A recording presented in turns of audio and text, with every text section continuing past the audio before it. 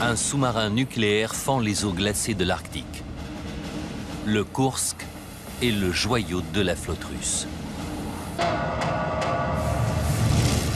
Soudain, une explosion ravage l'avant du submersible, suivie quelques secondes plus tard par une deuxième. Le bateau se remplit d'eau et coule jusqu'au fond de l'océan. Comment une telle catastrophe a-t-elle pu se produire? En théorie, le Kursk ne pouvait pas sombrer. Grâce à la simulation informatique, nous allons vous montrer ce qui a provoqué le naufrage d'un sous-marin nucléaire, pourtant à la pointe de la technologie. Les catastrophes sont rarement le fruit du hasard. Elles résultent souvent d'un enchaînement d'événements malheureux que nous allons tenter de reconstituer dans cette minute de vérité.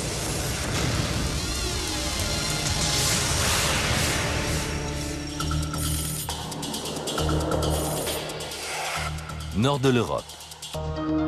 Russie. 10 août 2000. Les chantiers navals de la presqu'île de Kola sont en pleine effervescence. Ils se préparent pour l'exercice le plus important de la marine russe depuis la chute du communisme. Un exercice qui réunira plus d'une trentaine de bateaux, dont 6 sous-marins, et sera également une démonstration de force de la part d'une nation en proie à de graves difficultés intérieures. La guerre en Tchétchénie s'est intensifiée et des attentats ont secoué la Russie. Dans ce contexte de crise, cet exercice a pour but de restaurer la confiance des membres de la fédération.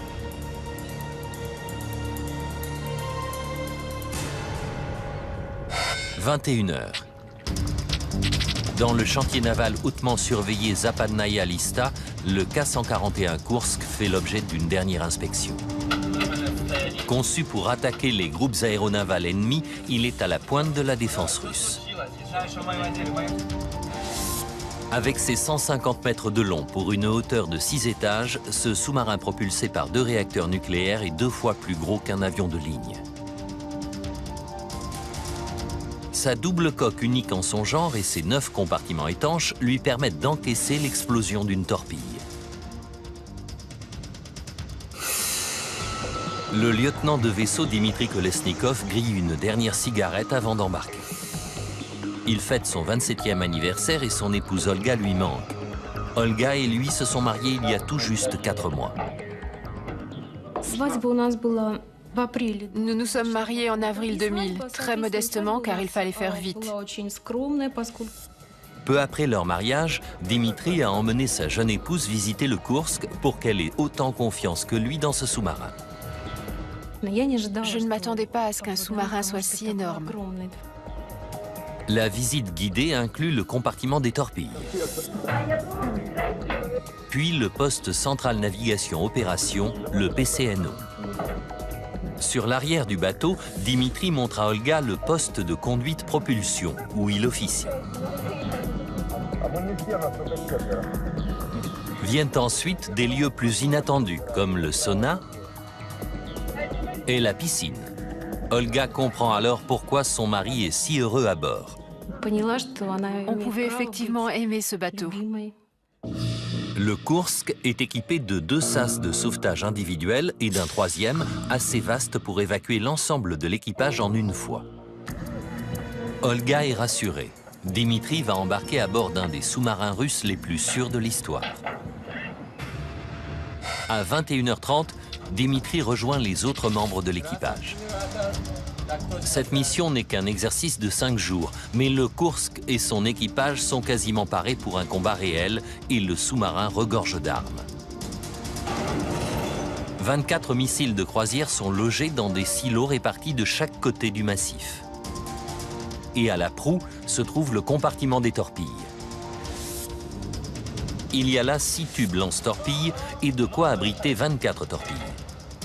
Pour cette mission, l'équipage s'est adjoint les services de Mamed Gadjiev, un spécialiste qui doit procéder à des essais sur des batteries expérimentales pour torpilles.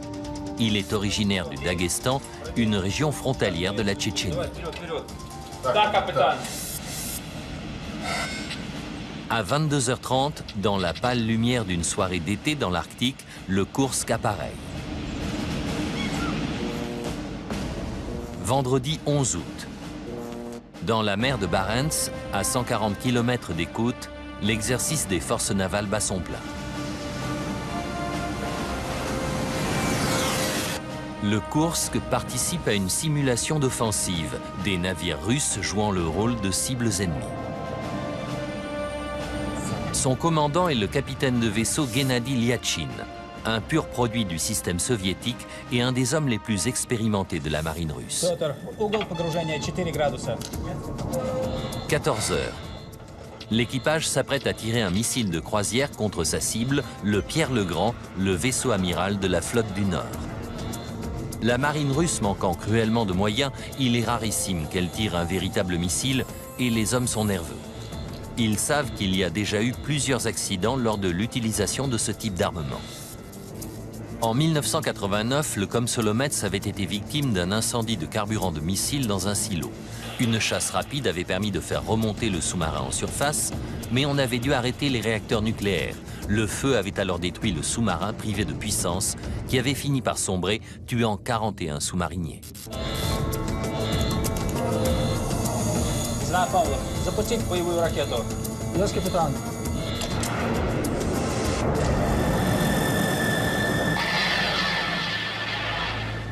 Une fois le tir effectué, le Koursk disparaît à nouveau dans l'océan. Il peut rester embusqué sous les vagues presque indéfiniment grâce à son cœur nucléaire. L'homme qui surveille les réacteurs s'appelle Alexei Mityayev. C'est sa première mission à bord, mais malgré son manque d'expérience, il a parfaitement conscience de l'importance des responsabilités qui pèsent sur ses épaules. À la moindre alerte, il devra s'enfermer dans son compartiment et partager le même sort que les deux réacteurs.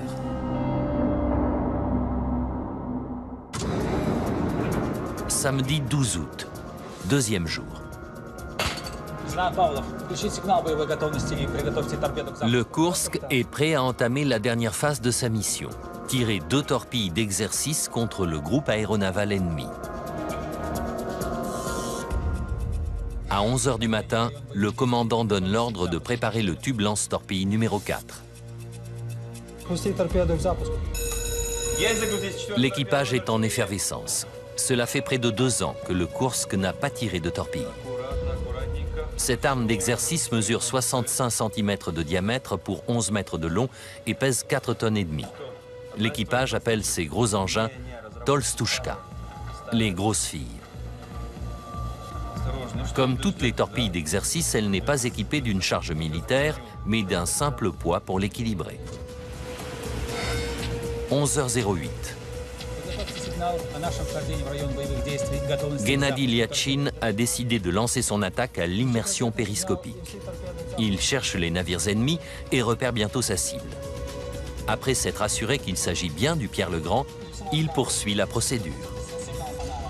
Il demande un écho-sonar pour évaluer la distance par rapport à la cible.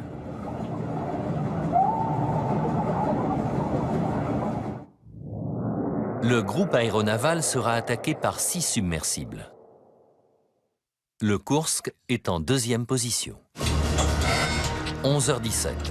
Le commandant donne l'ordre de réduire la vitesse à 6 nœuds. L'ordre parvient à l'arrière du submersible où, dans le poste de conduite propulsion, Dimitri Kolesnikov sait qu'une vitesse oscillante ne peut que correspondre au moment du tir d'une torpille. À 11h20, la Tolstushka est installée dans le tube lance-torpille. Lorsque la porte du tube est refermée, un contact électrique s'établit entre la torpille et la console. 11h27 30 secondes. Le commandant jette un dernier coup d'œil dans le périscope. Le Koursk est paré à lancer.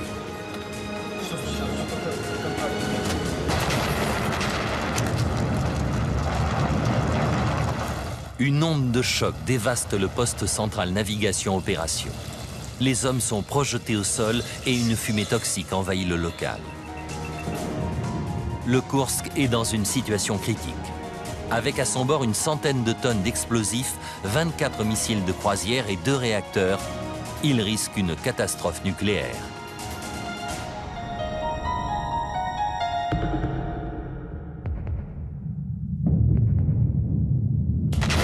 L'explosion survenue dans le compartiment des torpilles s'est répercutée à travers une partie de la structure et elle a été perçue jusqu'à l'arrière du sous-marin.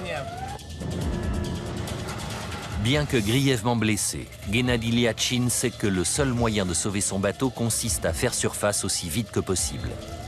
Il donne l'ordre d'effectuer une chasse rapide. Mais il n'y a plus personne pour l'exécuter. À 70 mètres du lieu de l'explosion, dans la salle de contrôle des réacteurs, Alexei Mitiaïev réagit comme on le lui a appris. Le jeune sous-marinier commence par vérifier si les réacteurs ont été endommagés.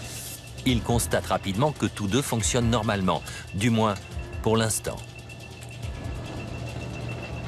Il sait que ces deux éléments sont séparés de la coque par des amortisseurs capables d'encaisser un choc égal à 50 fois la gravité en surface.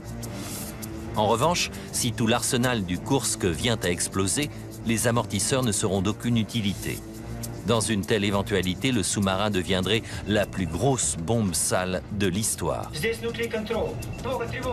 Alexei s'enferme dans son compartiment. Il tente de joindre le PCNO, mais sans succès. À l'arrière du sous-marin, dans le poste de conduit de propulsion, Dimitri Kolesnikov donne l'ordre de vérifier tous les systèmes. Il sait que l'heure est grave. Pourquoi ne sent-il pas le mouvement ascensionnel de la chasse rapide? Dans la salle de contrôle des réacteurs, Alexei est confronté à un dilemme terrible. Il doit impérativement donner de la puissance pour les manœuvres ordonnées par le commandant, tout en se tenant prêt à arrêter les réacteurs pour éviter un accident nucléaire. Une mauvaise décision de sa part et c'est tout l'équipage qui se retrouvera en danger. Au PCNO, l'air extrêmement chaud regorge de vapeur toxique. Le commandant et la plupart des hommes sont morts. Ne recevant aucune consigne de son supérieur, Alexei s'apprête à arrêter les réacteurs.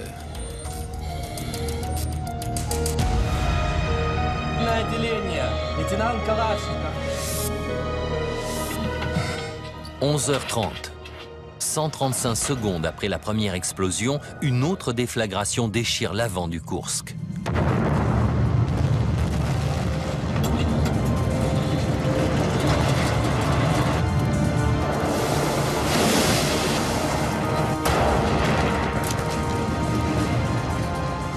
Alexei prend sa décision. Mais n'est-il pas trop tard? Les barres de commande pénètrent dans le cœur des réacteurs, provoquant leur arrêt.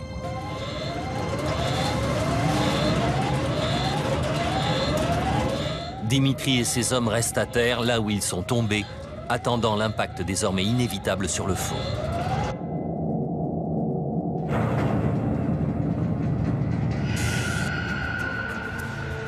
« 20 secondes se sont écoulées depuis la deuxième explosion. À une quarantaine de kilomètres de là, l'amiral Popov, commandant de la flotte du Nord, observe l'exercice de tir des torpilles depuis le Pierre-le-Grand. Une violente onde de choc ébranle soudain le bâtiment. L'opérateur sonar, le lieutenant de vaisseau Lavrigniouk, consigne le point d'origine de l'onde de choc. 11h31. Dimitri Kolesnikov et ses camarades sont surpris d'être encore en vie. Dimitri redoute une explosion des réacteurs. Il s'enquiert aussitôt de leur état.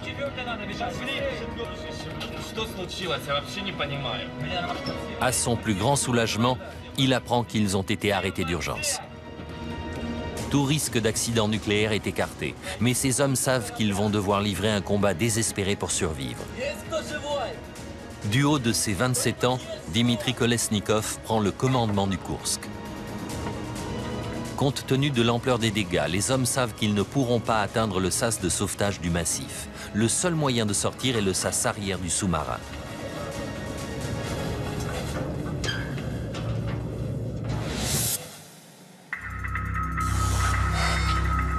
« 13h15. À bord du Pierre-le-Grand, l'amiral Popov constate une anomalie dans le déroulement de l'exercice. 5 des 6 sous-marins ont déclaré avoir rempli leur mission avec succès. Mais le Kursk est toujours muet. Pour l'heure, l'amiral ne voit encore aucune raison de donner l'alerte. Après tout, le Kursk ne peut pas couler.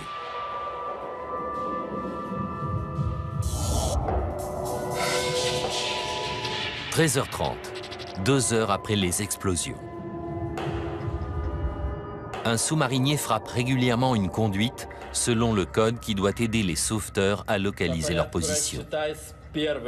Pendant ce temps, Dimitri Kolesnikov fait l'appel et note le nom de chacun des survivants.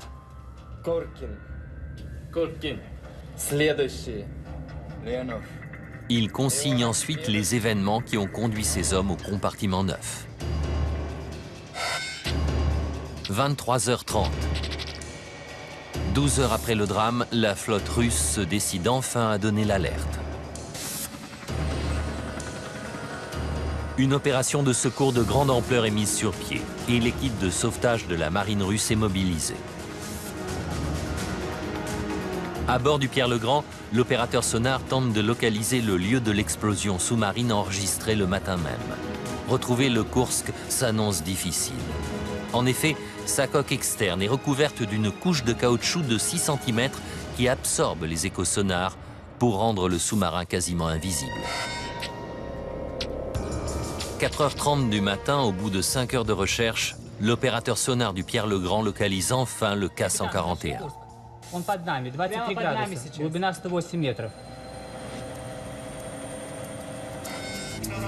Lundi 14 août. La nouvelle de la catastrophe se répand dans toute la Russie. En fin de journée, j'ai compris qu'un drame avait eu lieu. On se demandait dans quel hôpital on allait le conduire. On a préparé des vêtements chauds, des médicaments. Tout le monde voulait donner un coup de main.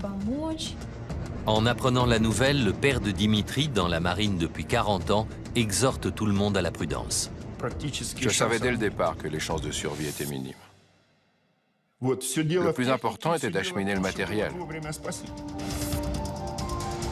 La Russie dispose de 2 sous-marins de surveillance sophistiqués susceptibles de fournir un soutien à l'équipe de sauvetage, mais ils sont indisponibles.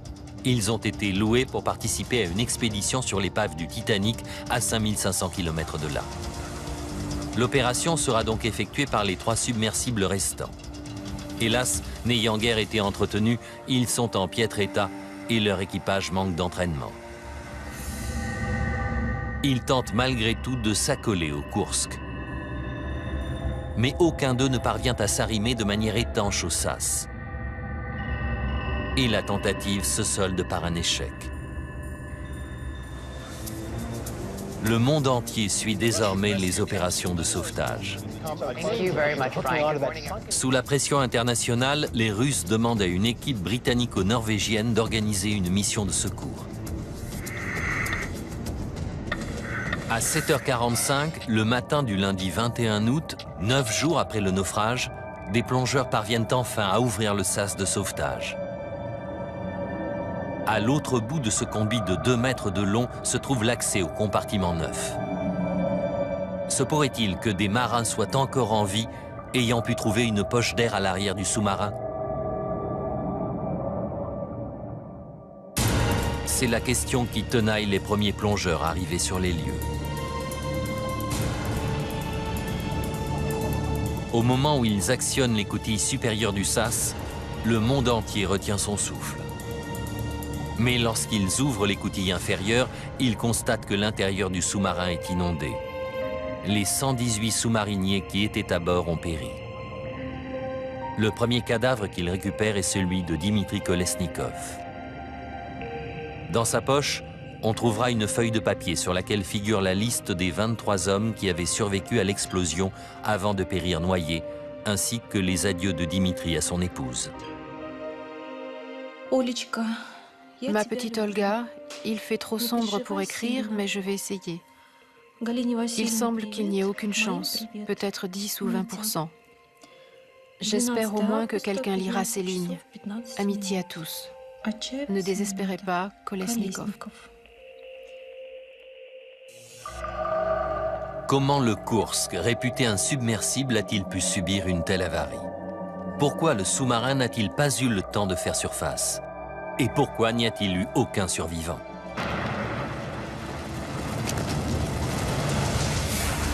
En retraçant le fil des événements qui ont conduit à ce jour fatidique et en analysant en détail l'enquête qui a été faite, nous allons vous révéler ce qui est vraiment arrivé au Kursk et à son équipage.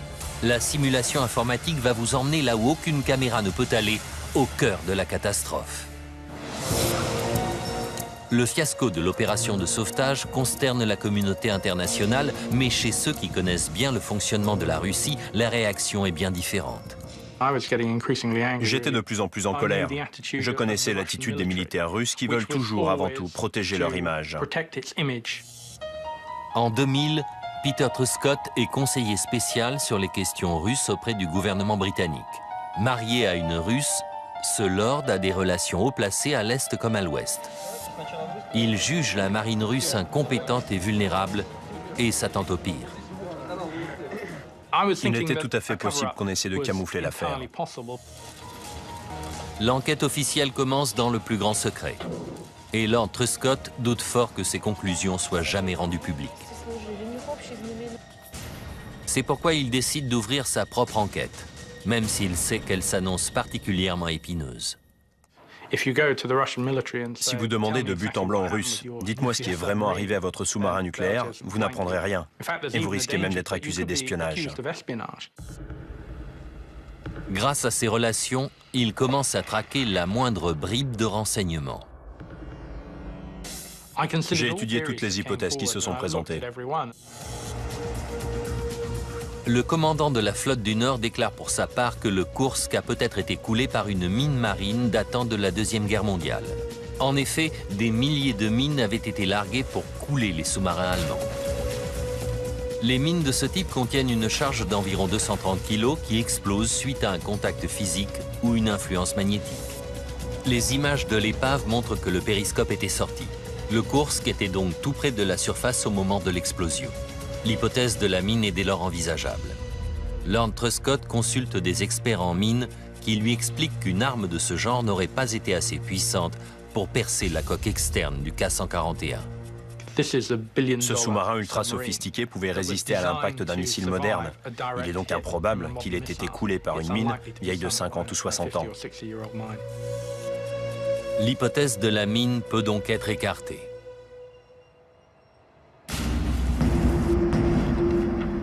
Deux jours après le drame, Lord Truscott voit surgir une autre hypothèse, l'acte terroriste. D'après une agence de presse tchétchène, un membre de l'équipage aurait fait sauter le Kursk en soutien aux combattants musulmans de Tchétchénie. Des soldats russes se faisaient tuer en Tchétchénie. On parlait du terrorisme tchétchène. Alors quand le Kursk a coulé, les gens se sont demandé s'il pouvait s'agir d'un attentat. Qui avait accès à l'avant du sous-marin? Et qui aurait pu avoir des raisons d'y dissimuler une bombe? Il y avait à bord deux hommes venant de territoires musulmans et l'un d'eux avait accès au compartiment des torpilles. L'attention se concentre alors sur Mehmet Gadjiev. Peter Truscott découvre qu'il s'était porté volontaire pour étudier les batteries des torpilles, ce qui lui permettait d'être tout à l'avant du sous-marin. A-t-il commis un attentat suicide? Le Britannique se renseigne sur le jeune homme. Ces hommes travaillaient avec des armes particulièrement secrètes. En me renseignant sur le passé de Mehmet Gadjiev, j'ai découvert que c'était un sous-marinier efficace et fidèle. Il n'y avait donc aucune raison de croire qu'il s'agissait d'une opération terroriste planifiée. Il semble évident que la présence du jeune homme à bord a été utilisée à des fins de propagande. L'hypothèse du terrorisme est donc à son tour rejetée. Le mystère reste entier. La marine russe avance alors une nouvelle théorie. Il s'agirait d'une collision avec un sous-marin étranger. Les Russes savent que la flotte du Nord n'était pas seule en mer de Barents au moment du naufrage. Au moins 2 sous-marins de l'OTAN espionnaient l'exercice. Peter Truscott découvre que ce jeu du chat et de la souris se solde régulièrement par des collisions sous-marines. La marine russe a ainsi répertorié 25 accidents depuis 1967.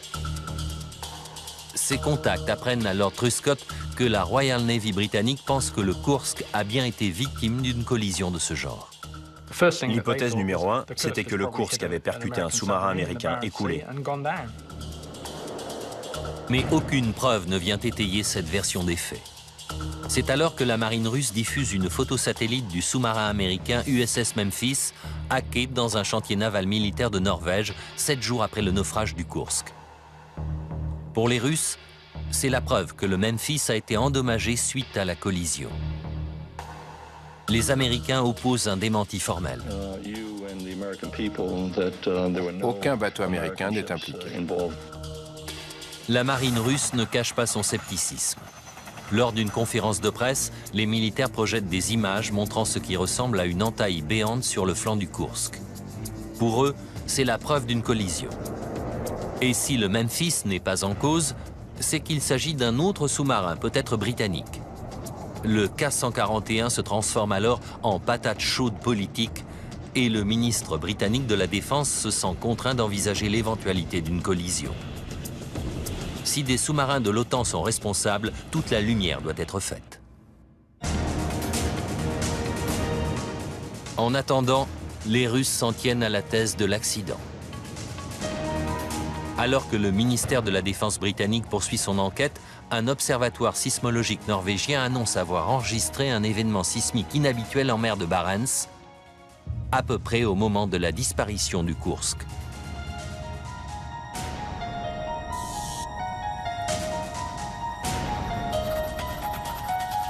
L'écho de l'agonie du K-141 apportera-t-il la preuve qu'il y a eu collision? Le gouvernement britannique se procure ces données capitales et les envoie au sismologue David Bowers. Les renseignements contenus dans ce sismographe sont remarquables. L'expert compare la forme de cet événement à une base de données d'autres signaux sismiques. Elle ne correspond en rien au tracé d'un tremblement de terre ou d'une collision. Elle indique une explosion sous-marine. Une explosion très puissante, l'équivalent d'environ 5 tonnes de TNT. Le scientifique poursuit son analyse en remontant dans le temps. Et ici, 135 secondes auparavant, il découvre un autre événement sismique, presque invisible dans le bruit de fond. Il est 100 fois plus réduit que l'événement numéro 2, mais suffisant malgré tout pour être repéré à plus de 400 km. Et si la marine russe avait vu juste?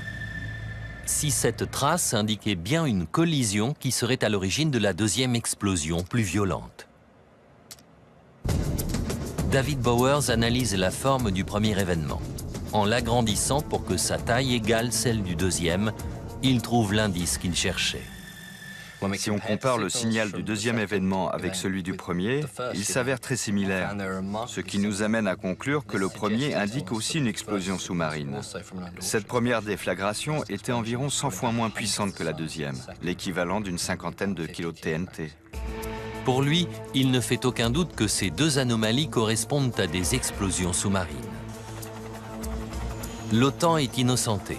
Et la marine russe est obligée de reconnaître que le naufrage du Kursk n'est pas dû à une collision. Les enquêteurs doivent maintenant trouver une explication non pas à une, mais à deux explosions. Il y avait eu 2 explosions, mais ce qui était très frustrant, c'est que les indices physiques gisaient au fond de la mer de Barents, hors d'atteinte. Craignant les retombées politiques du désastre, le président Vladimir Poutine donne l'ordre de renflouer le sous-marin. Ce sera l'une des opérations de renflouement les plus audacieuses de l'histoire.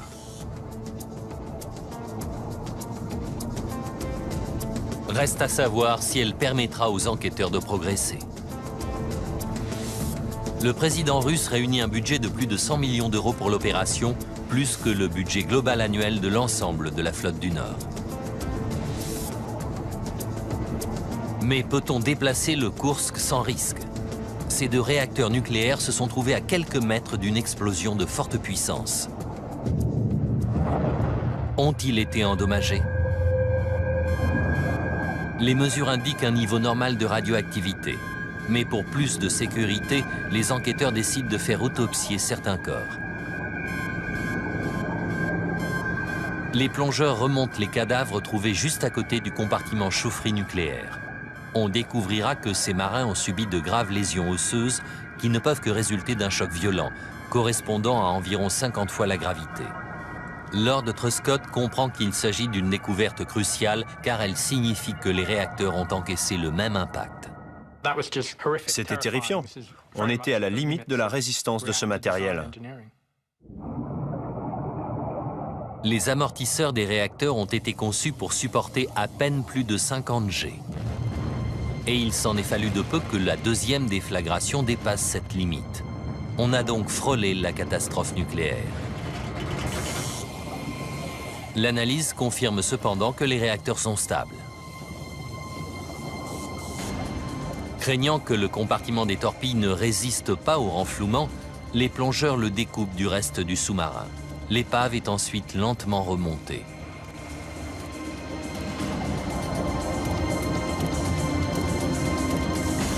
« 14 mois après son naufrage, le K-141 est remorqué jusqu'à un chantier naval de la presqu'île de Kola. Il faudra aux enquêteurs 4 jours pour vidanger le sous-marin sans détruire les indices qui s'y trouvent. Des spécialistes de la police scientifique commencent ensuite à passer l'immense épave au peigne fin. Le premier défi qu'ils doivent relever est d'identifier la cause de dégâts d'une telle ampleur. Ayant rapidement constaté que tous les missiles de croisière étaient intacts, ils s'intéressent aux torpilles. Bien que le compartiment des torpilles soit resté au fond de la mer, en analysant la répartition des dégâts sur l'épave, les enquêteurs parviennent à établir que 5 à 7 torpilles ont explosé presque simultanément. Cela correspond à la déflagration de 4,5 tonnes indiquée sur le sismogramme. Peter Truscott est convaincu qu'il s'agit là de la cause de la deuxième explosion.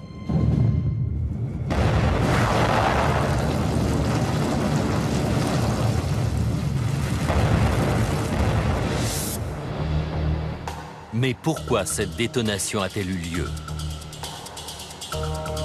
L'amas de métal tordu et calciné doit receler des indices. Les analyses de la police scientifique révèlent que l'avant du bateau a été carbonisé, ravagé par un incendie qui a atteint la température inimaginable de 2000 degrés. La température régnant à l'intérieur d'un haut fourneau. Un examen plus approfondi permet de conclure que le feu s'est déclaré avant l'explosion des torpilles. Les données du sismographe ont vraisemblablement déjà désigné la source probable de cet incendie. La première explosion, celle de faible puissance. Quelle est la cause de cette première déflagration? Voilà désormais la grande question. L'avant du Kursk étant au fond de l'eau, Peter Truscott doute fort qu'on mette jamais la main sur les indices susceptibles d'apporter des réponses.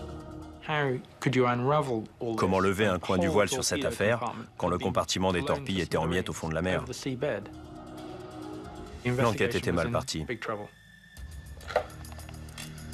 Lord Truscott contacte un spécialiste, Igor Kourdin. Cet ancien commandant de sous-marin connaît très bien le Kursk. Il pense immédiatement à un élément qui aurait pu déclencher la première explosion. Il pourrait s'agir d'un des moteurs électriques de secours du Kursk.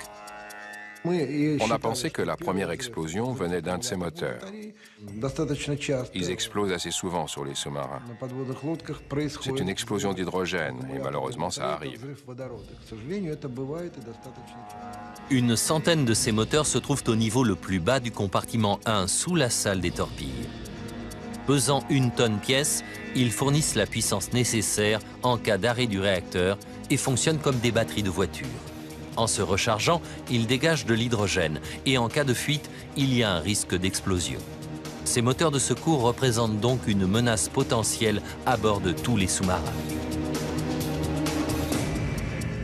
C'est alors que se produit un nouveau développement, une découverte spectaculaire qui oriente l'enquête dans une nouvelle direction. Un fragment de coque provenant d'une section proche de la porte du tube lance-torpille numéro 4 est retrouvé à une 50aine de mètres à l'arrière de l'endroit où gisait l'épave.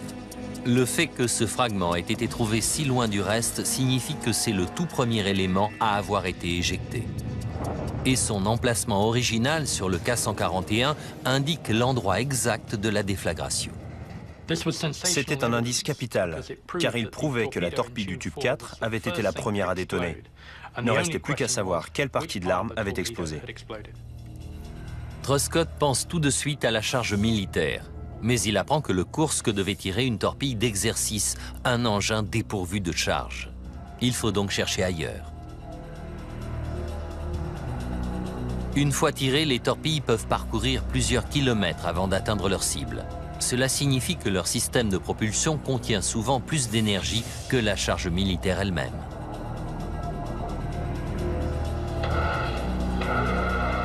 Lord Truscott s'intéresse donc au système de propulsion.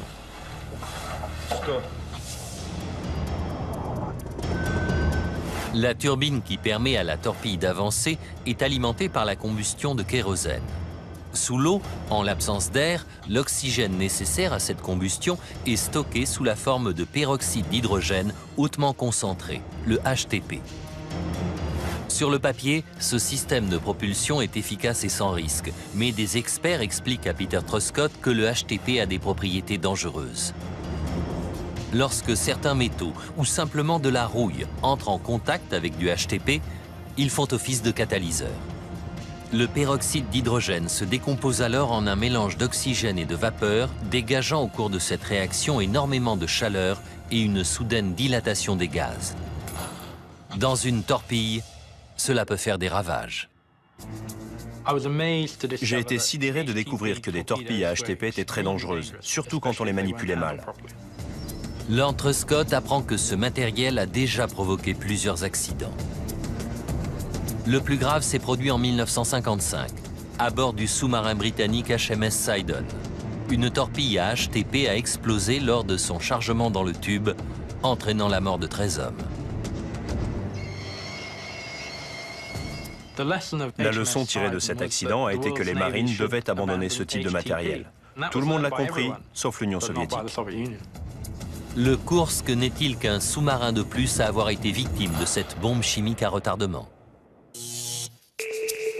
C'est en tout cas sur cette hypothèse que se penche à présent Igor Kourdin.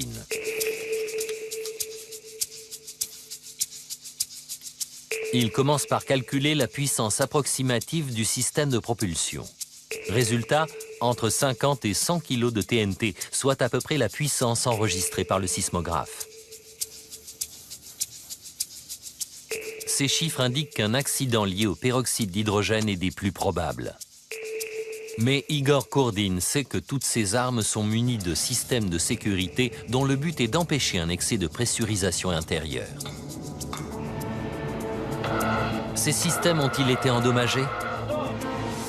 Grâce à ces relations, Igor Kourdin obtient le carnet d'entretien des torpilles d'exercice du Kursk et ce qu'il découvre le sidère. Ces torpilles provenaient d'un lot de 10 fabriqués en 1990. 6 avaient été aussitôt refusés car présentant des soudures défectueuses. Mais les soudures sur les armes d'exercice n'avaient jamais été vérifiées. On estimait que la chose n'était pas nécessaire puisque les torpilles n'étaient pas équipées de charge militaire. Igor Kourdin en conclut qu'une soudure mal faite a vraisemblablement conduit à une fuite de HTP sur une torpille d'exercice. Mais encore faut-il en apporter la preuve.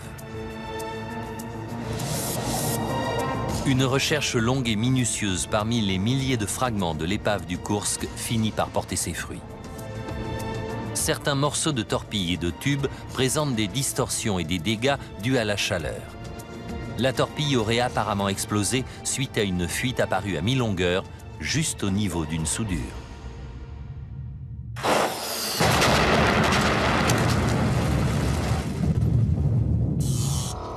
Mais cette hypothèse soulève plus de questions qu'elle n'apporte de réponses. On sait que les tubes lance-torpilles sont munis de systèmes de sécurité. Leur porte intérieure est 3 fois plus résistante que leur porte extérieure. En cas d'explosion à l'intérieur du tube, la déflagration est ainsi canalisée vers l'océan et non vers l'intérieur du sous-marin. Autre problème, la puissance limitée de l'explosion du HTP n'aurait pas pu traverser la cloison séparant le compartiment des torpilles du PCNO, le poste central navigation opération. C'était incompréhensible. La puissance de la première onde de choc avait fait perdre conscience à tout le personnel du compartiment 2.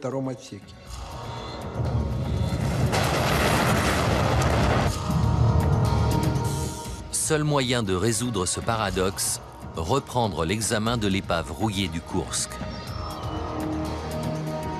Les spécialistes de la police scientifique finissent par retrouver la porte intérieure du tube lance-torpille encastré dans la première cloison, 12 mètres en arrière de son emplacement d'origine. Son analyse montre que si la porte était bien fermée au moment de l'explosion, elle n'était pas complètement verrouillée, ce qui a nui à sa résistance. Fort de sa longue expérience, Igor Kordin croit savoir pourquoi cette porte n'était pas verrouillée. La connexion électrique entre la torpille et la porte du tube a tendance à accumuler de la poussière. L'équipage est donc généralement obligé d'ouvrir la porte du tube plusieurs fois pour nettoyer cette connexion avant de pouvoir terminer la procédure de vérification des systèmes.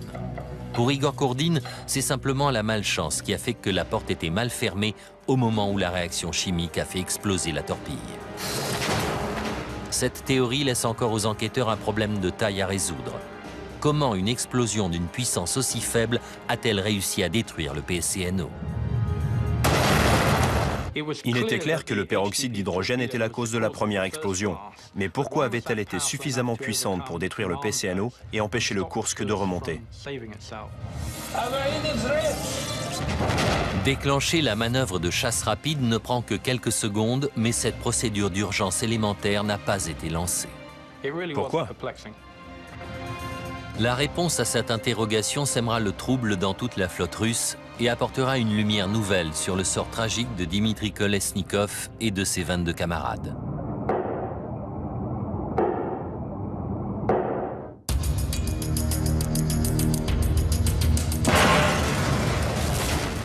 Il est désormais établi que c'est une soudure défectueuse qui a provoqué la première explosion, celle d'une torpille.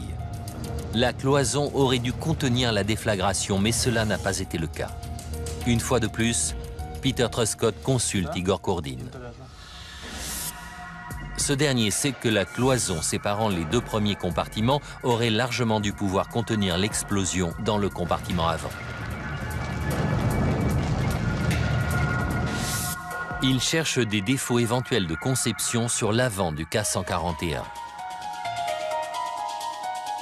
Très vite, ses soupçons se portent sur le système de ventilation. Un conduit de 40 cm de diamètre court le long des 4 premiers compartiments. Il traverse donc plusieurs cloisons renforcées alors qu'il est lui-même fabriqué dans un alliage de faible résistance. C'est un conduit de ventilation traditionnel, comme celui d'une maison ou d'un bureau. Et lors de l'explosion, il a aussitôt éclaté. C'est à travers ce conduit que l'onde de choc de la première explosion s'est propagée jusqu'au PCNO. Et la pièce s'est retrouvée en proie au feu et aux fumées toxiques. Avant même d'avoir le temps d'appuyer sur le bouton d'alarme, ils ont été terrassés par le feu et par la fumée.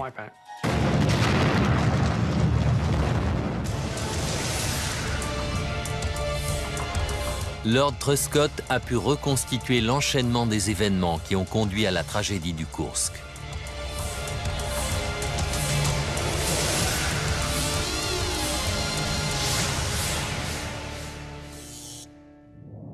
« 12 août 2000.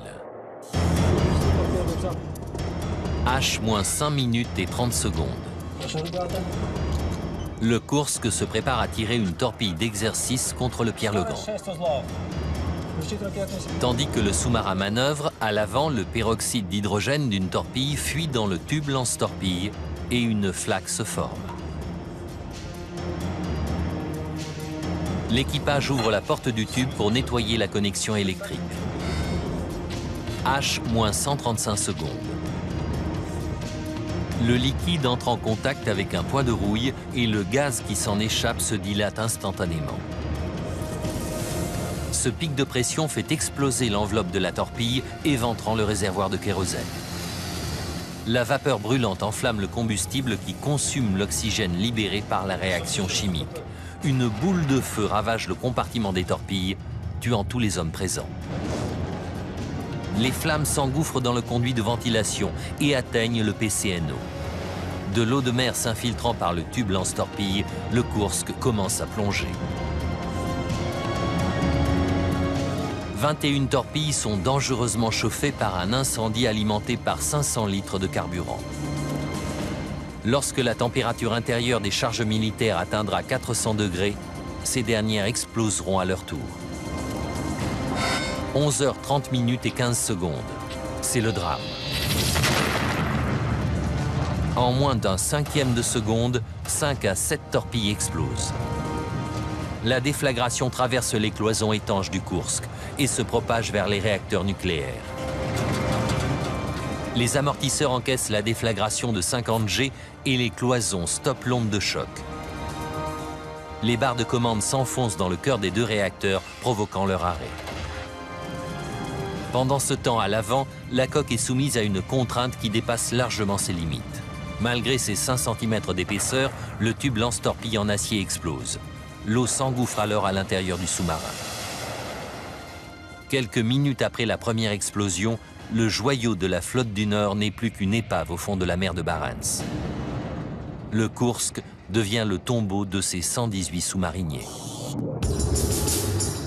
Une fois tous les cadavres remontés, les médecins légistes concluront que pour la plupart d'entre eux, la mort a été rapide. Mais 23 hommes à l'arrière du Kursk s'accrocheront à la vie pendant près de 8 heures. Igor Kurdin peut imaginer comment les choses se sont passées. Ils ne sont qu'à 108 mètres sous la surface et ils ont été entraînés à sortir un par le sas. Mais ça n'est pas sans risque. Si personne ne les repère une fois qu'ils seront en surface, ils mourront de froid. En remontant ainsi, ils risquaient d'être entraînés dans l'océan, de mourir de froid et de disparaître sans laisser de traces. Ils attendaient donc qu'un bateau se positionne à l'aplomb du sous-marin. Les sous-mariniers ne manquent ni d'eau ni de nourriture et il y a suffisamment d'air pour qu'ils tiennent plusieurs jours. Mais à chaque expiration, ils rejettent du dioxyde de carbone. Un gaz mortel, même à faible concentration. Pour éviter une accumulation nocive, le sous-marin est équipé d'usines à CO2, des plaques de produits chimiques qui absorbent le CO2 contenu dans l'air ambiant. Les sous-mariniers accrochent ces filtres à des tuyaux. Igor Kurdin découvre que le sort de ces hommes a été scellé par ces appareils censés leur sauver la vie. Le rapport d'accident fait état d'un incendie dans le compartiment 9 et on a retrouvé dans les débris calcinés des filtres d'usine à CO2. Igor Kurdin sait que ces filtres prennent feu lorsqu'ils entrent en contact avec de l'huile ou de l'eau. Il reconstitue alors les derniers instants de ces 23 hommes. Les sous-mariniers tentent d'accrocher un nouveau filtre, mais le froid et l'obscurité les rendent maladroits et le filtre tombe dans l'eau pleine d'huile. La réaction chimique déclenche un incendie qui consomme l'oxygène contenu dans l'air. Ne pouvant plus respirer que le monoxyde de carbone produit par les flammes, les 23 hommes succombent rapidement. D'un certain côté, je suis fière de Dimitri, car dans ces circonstances terribles, il a réussi à garder son sang-froid, à ne pas perdre la maîtrise de lui-même et de ses collègues. Mais d'un autre côté, je trouve que c'est une façon horrible de mourir. Il aurait mieux valu que sa mort soit instantanée. Suite à ce drame, la marine russe a retiré toutes les torpilles à HTP de ses sous-marins, mais le rapport officiel n'a désigné aucun responsable. Personne ne saura jamais avec certitude si le technicien Alexei Mityayev a décidé d'arrêter les réacteurs. S'il l'a fait, cet acte héroïque a peut-être évité un nouveau Tchernobyl. Les corps de la plupart des sous-mariniers ont été rendus à leurs familles et un mémorial a été élevé à Saint-Pétersbourg en leur mémoire. Le désastre du Koursk est souvent présenté comme une métaphore de la décrépitude de l'Union soviétique. Mais pour moi, le courage de son équipage est un signe d'espoir pour l'avenir de la Russie.